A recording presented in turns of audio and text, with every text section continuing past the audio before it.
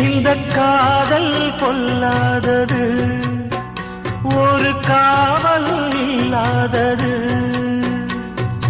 ஊதக்காத்தில் வஞ்சி மாது ஒத்தையிலே வாடும் போது போர்வை போல பொத்தி அணைப்பே.